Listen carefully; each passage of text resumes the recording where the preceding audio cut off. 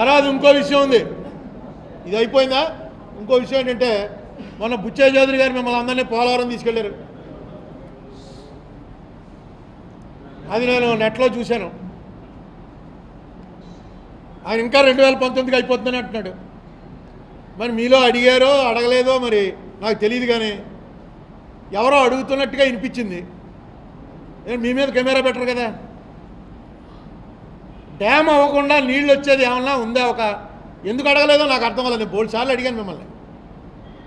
Spillway అయిపోయింది, కాలువలు అయిపోయాయి, టన్నల్స్ అయిపోయాయి, ఫ్లడ్ వచ్చేస్తుంది. డ్యామ్ ఉండాలండి, డ్యామ్ ఉండాలా అక్కలేదా? డ్యామ్కి ఇవన్నీ కూడా అనుసంధానాలు. మెయిన్ కావాల్సింది డ్యామ్ అంటే నీళ్ళు అక్కడ ఆపాలి. నీళ్ళు ఆపాలంటే ఒక రిజర్వాయర్, ఆ రిజర్వాయర్కే earth cum rock fill dam అని పెట్టారు. ఆ డ్యామ్ అనేది అక్కడ అడ్డం పెడితే ఈ నీళ్ళు ఆగుతాయి. ఆగిన నీళ్ళలోంచి స్పిల్వే అంటే ఒలికడం, ధవళేశ్వరం కేసి మనం మీకు చూపించిన స్పిల్వే నుంచి ధవళేశ్వరంకి వాటర్ రావడానికి, విజయవాడకి వాటర్ వెళ్ళడానికి రైట్ సైడ్ అది దాదాపుగా 70% పూర్తయింది. లెఫ్ట్ సైడ్ ఇది దాదాపుగా 7% పూర్తయింది. కొండల గండలు తవ్వుకుంటే వెళ్ళాలి ఈ 2 టన్నల్స్. మరి ఆయన తీసుకెళ్ళి మీకు చూపిస్తే బాబు డ్యామ్ ఎక్కడుందని ఎవడ అడగలా. అదే డ్యామ్ అని చాలామందికి ఉంది. ఎందుకంటే మిగతా చోట్లన్నీ డ్యాము స్పిల్వే కలిసి ఉంటాయి. మనం చూడండి, వరదలు అనగానే శ్రీశైలం చూపిస్తారు, నాగార్జున సాగర్ చూపిస్తారు. అన్నీ ఏంటంటే వాటర్ అని పడిపోతూ ఉంటుంది. అది చూసి ఓహో ఇదే డ్యాము అదే స్పిల్వే. మిగతా చోట్ల ఇక్కడ కాదు.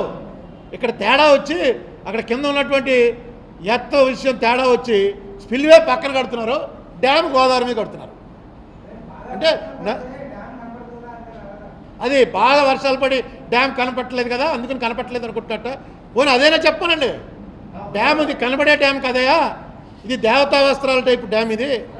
ఆ అరుణ్ కుమార్కి పని లేదు, వాడు ఏదో ఒకటి మాట్లాడుతూనే ఉంటాడు. Coffer dam, silver dam, golden dam ఏదో ఒకటి. ఇదిగో డ్యాము, ఇదిగో ఇప్పుడు నేను రాయేశాను, ఇదే రాయి ఒక నల్లాళ్ళలో అయిపోయి పెద్ద డ్యామ్ అయిపోతుంది అని చెప్పారనుకోండి, ఓహో పాపం ఆయన ఆశావాది అండి. అది చెప్పట్లేదు, డ్యామ్ గొడవ ఎత్తట్లేదు.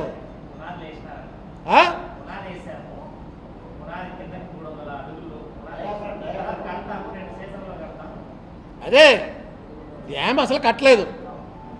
19లో ఈయన ఎలక్షన్ నెగ్గేస్తట, నెగ్గేసిన తర్వాత రాజీనామా చేస్తాట 2 నెలలకి. ఎందుకు మళ్ళీ ఎలక్షన్ రాజీనామా చేయటం? నేను ముందే మేలోనే ఎలక్షన్ పోటీయే చేయలేదు అనుకోండి, ఈ ఎలక్షన్ ఖర్చు తగ్గుతుంది.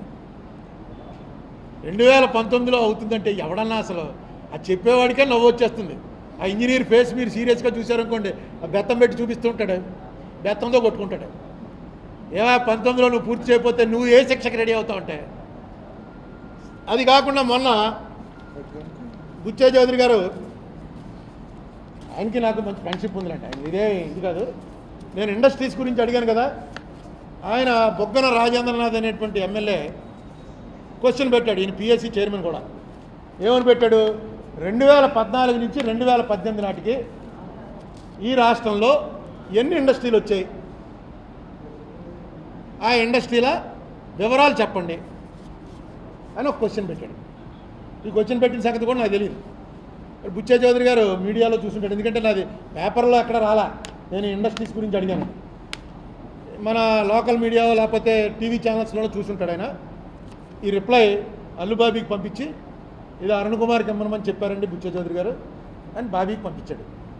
పంపిస్తే మన దగ్గరికి వచ్చింది. ఇందులో చూశాను, అందులో ఏమి ఇచ్చారు, వాళ్ళు అడిగిన ప్రశ్నకి రిప్లై ఏమి ఇచ్చారు? 728 ప్రైవేట్ ప్రాజెక్టులు, 3 గవర్నమెంటు పబ్లిక్ సెక్టార్వి.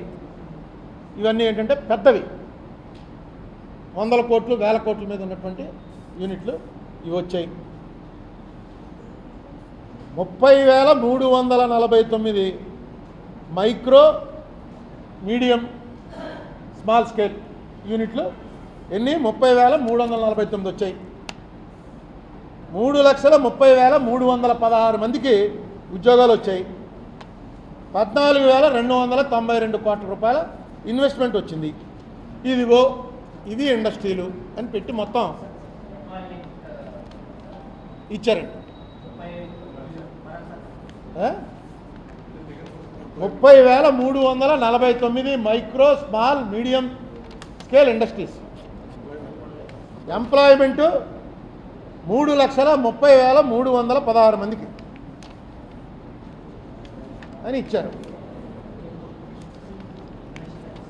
దీంట్లో మనకి వెంటనే మన ఈస్ట్ గోదావరి వాళ్ళం కదా, ఇన్వెస్ట్మెంట్స్ టోటల్ 14,291,77 ఈ మీడియం స్కేలు. వీటిలో 1,21,602 కోట్లు మెగా ఇండస్ట్రీస్ అంటే కియా మోటార్స్, అలాగే అక్కడ పెట్రోలియం వాళ్ళు హెచ్పిసిఎల్ వాళ్ళు పెడుతున్నది, ఇలాంటివన్నీ కలిపి మన ఈస్ట్ గోదావరిలోనే 1,243 కోట్లు మెగా ఇండస్ట్రీస్.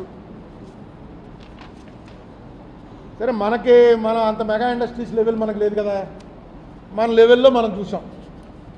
ఈస్ట్ గోదావరిలో ఎన్ని ఇండస్ట్రీస్ పెట్టారా ఇందులోని? ఈస్ట్ గోదావరిలో 122 నుంచి, సీరియల్ నెంబర్ 122 నుంచి 216 వరకు, 122 నుంచి 216 వరకు వరుసగా ఇండస్ట్రీస్ పేర్లు రాసేశారు. ఎన్నయ్యాయి?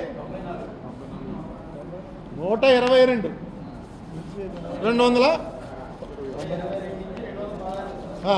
పని పాట లేదని ఆయన చెప్పక్కర్లేదు, నేనే చెప్తున్నాను.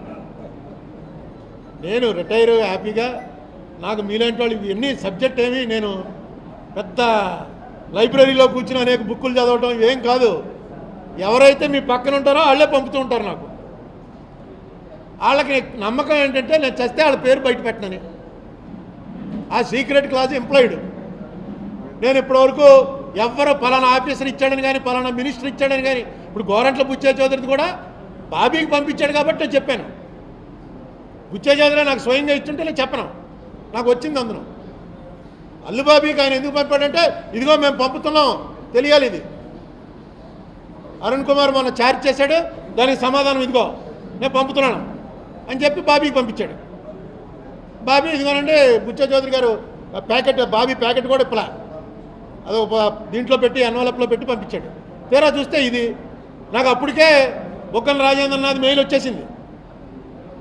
నేను చూడలేదు. రాజేంద్రనాథ్ గారిని ఎప్పుడో అడిగాను, నేను అడగండి ఇండస్ట్రీస్ అని. ఆయన మెయిల్ పంపాడు. ఆ మెయిల్ ఓపెన్ అవ్వాలి నాకు. సర్లే తర్వాత ఎప్పుడో ఓపెన్ చేయొచ్చు అనుకున్నాను. ఈ లోపల ఇది వచ్చేసింది.